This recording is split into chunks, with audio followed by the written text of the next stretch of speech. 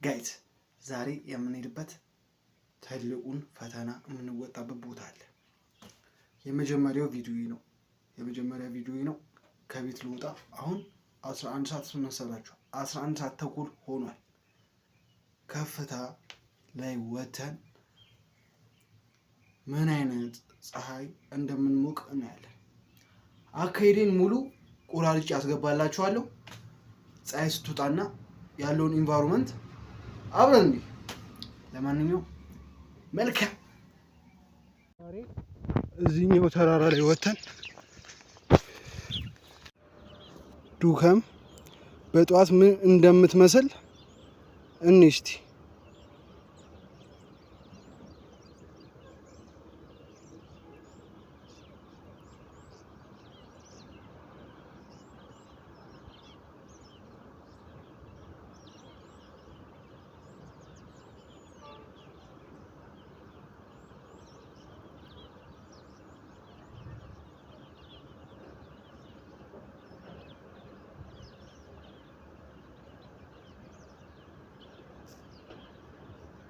የጠዋት ከተማችንን ማየት ጨርሰናል።